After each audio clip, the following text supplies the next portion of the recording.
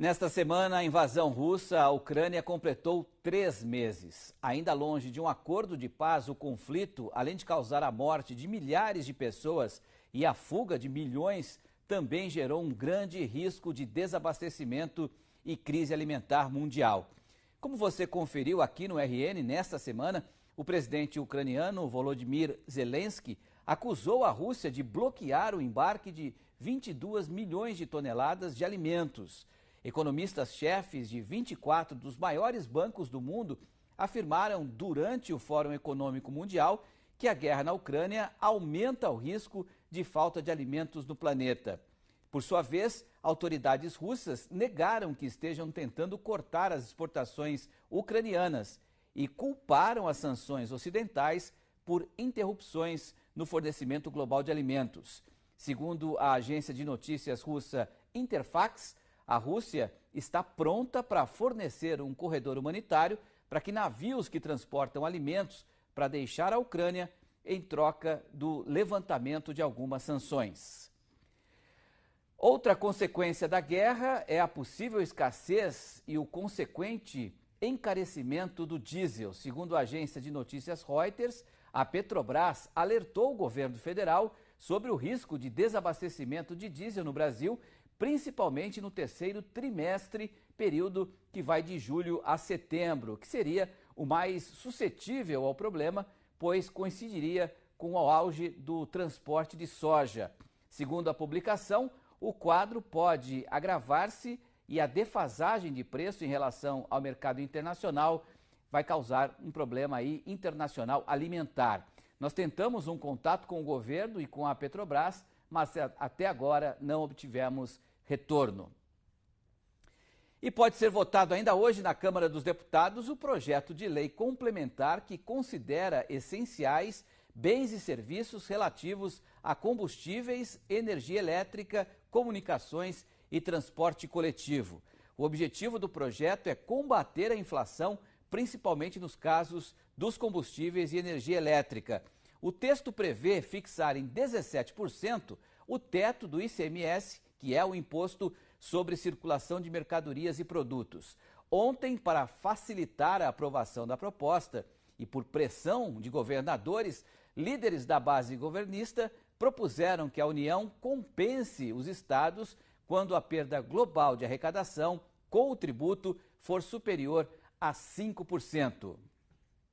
E quem está conectado aqui com a gente para falar sobre esses assuntos, né, é o professor da Faculdade de Economia da Universidade de São Paulo, o Celso Grise. Professor, primeira pergunta, nesses 3 meses de guerra, qual foi o principal impacto para a economia brasileira? Boa noite, professor. Boa noite, Petri. Boa noite a todos que nos acompanham na noite de hoje. Bem, o maior impacto foi a inflação. E aí há que se pensar no combate a ela através, em primeiro lugar, do aumento da taxa de juros, que foi o que o governo fez.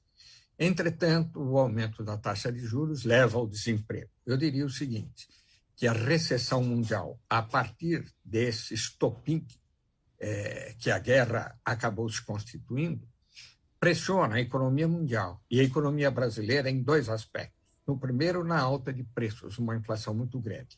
Em segundo lugar, na redução do nível de emprego que nós poderíamos estar oferecendo e combatendo essa crise de desemprego e de salários tão fortes que nós atravessamos hoje. Agora, com essa alta da inflação, professor, muitos países impediram a exportação, né, como é o caso da Argentina, e outros levaram a zero as taxas de importação, como o Brasil fez recentemente.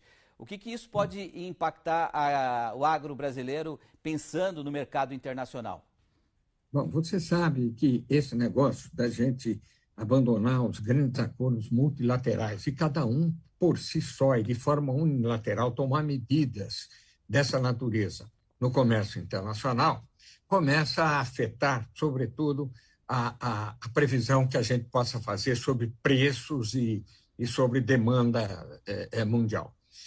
Eu acho que para o Brasil, especificamente, nós temos que nos garantir de fornecimentos de insumos, matérias-primas, partes e peças, enfim, nós temos que nos garantir estrategicamente da disponibilidade desses produtos para não paralisar nem a indústria nacional nem agricultura nacional. Entretanto, ao importar isso para o Brasil, nós estamos importando junto os preços internacionais inflacionados. Jogamos inflação aqui no nosso colo. É de se pensar também que é preferível, então, ter alguma inflação do que não ter abastecimento aqui dentro. Acho que essa é uma tendência desse momento, onde você vai privilegiar a reconstrução das cadeias produtivas, pensando muito menos na eficiência delas, na competitividade delas e muito mais na garantia do suprimento estratégico para cada país. Professor, para terminar, em relação ao diesel, o senhor acredita na possibilidade de desabastecimento e o governo poderia criar um programa para subsidiar especificamente esse combustível que é tão importante para a economia?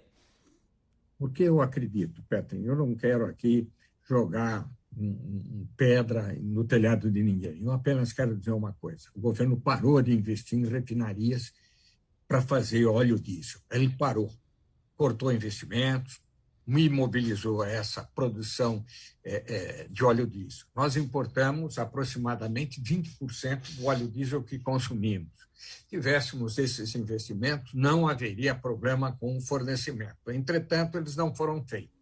Teremos que importar. Tradicionalmente, importamos dos Estados Unidos, que, nesse instante, prioriza o fornecimento de óleo diesel para a Europa, dada a crise energética que eles vivem.